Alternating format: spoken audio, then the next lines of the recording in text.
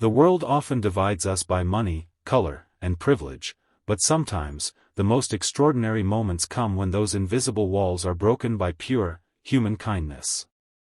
On a flight that was supposed to be routine, a millionaire's autistic son had a meltdown that no one could control, until a poor black boy, unnoticed by most, stepped forward and did something no one expected. His hug silenced the chaos, changed lives, and reminded everyone that humanity has no price tag. The morning sky was painted with strokes of gold as passengers hurried through the airport, each carrying their own stories, destinations, and worries. Among them was Richard Wallace, a renowned millionaire in the tech industry, dressed in a crisp tailored suit.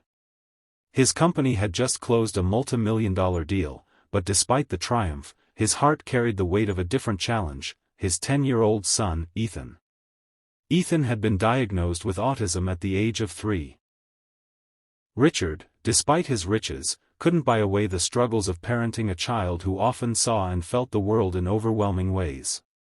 He loved Ethan fiercely, but he also knew the unpredictable meltdowns could erupt at any time, especially in crowded places like airports. As they boarded the flight to New York, Richard gave a weary smile to the flight attendants, silently hoping this journey would be calm.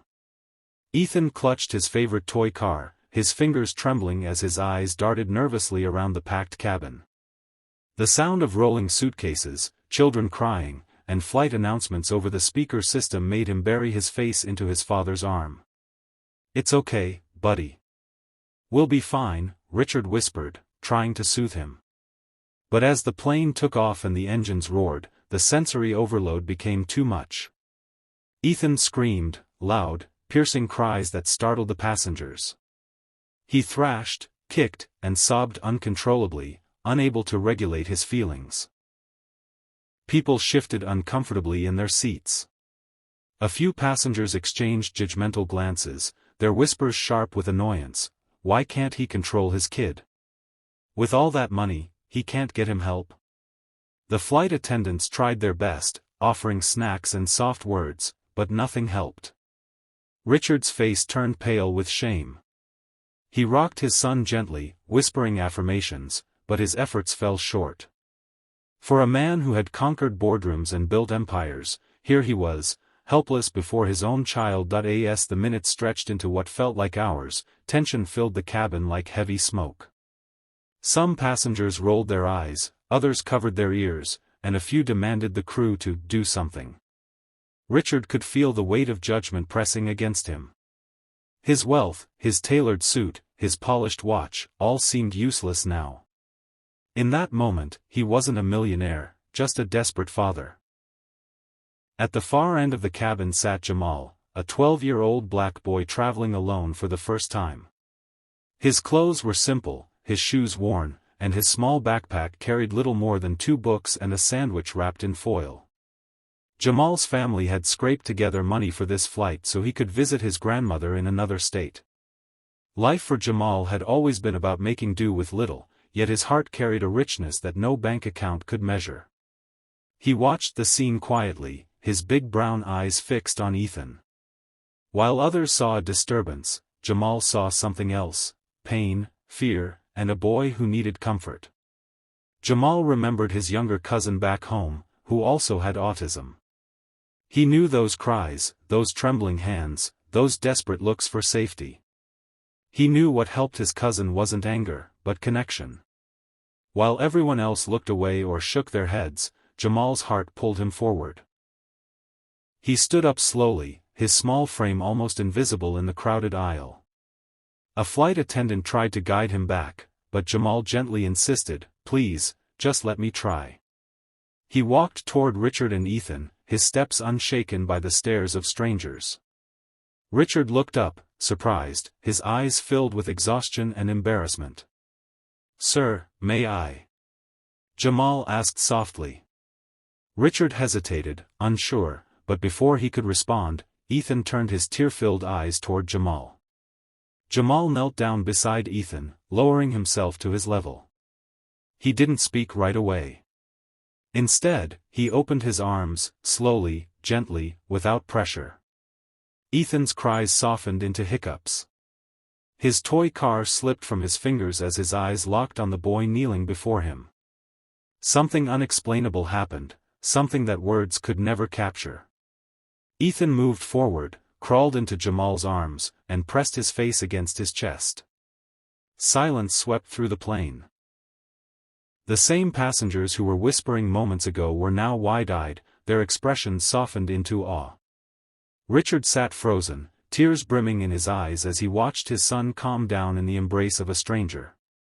Jamal held Ethan like he had done it 100 times before, steady, patient, and without judgment.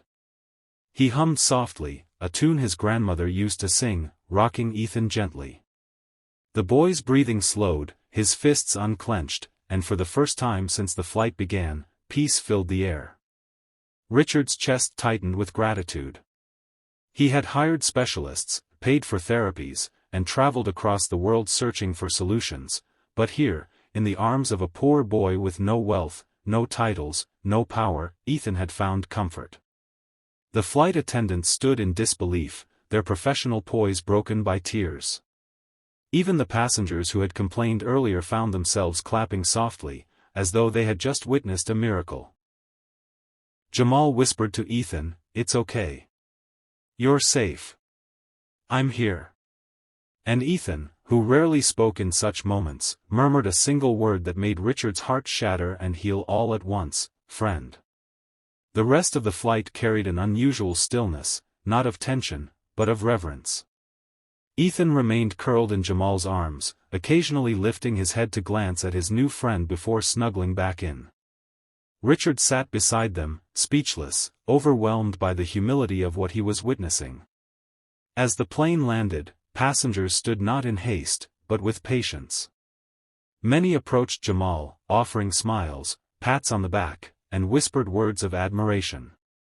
A woman handed him a snack from her bag, another gave him a book she had finished reading, and a man shook his hand firmly.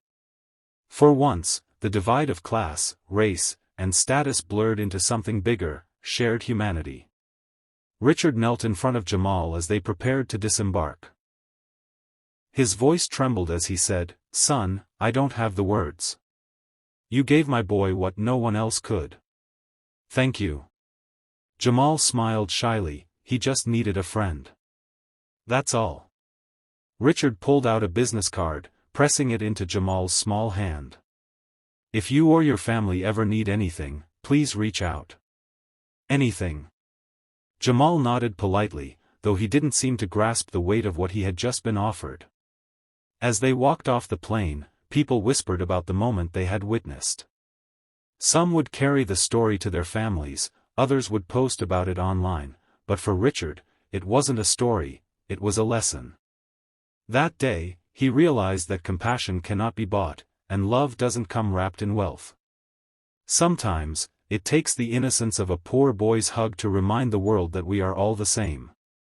And Ethan, clutching Jamal's hand as they walked through the terminal, whispered again, clearer this time, "Stronger, friend." And for Richard, that word was worth more than every deal he had ever signed. If this story touched your heart, share it with someone who needs to be reminded that kindness costs nothing, yet it has the power to change everything. Subscribe for more stories that celebrate humanity, love, and the small moments that leave the biggest marks on our lives.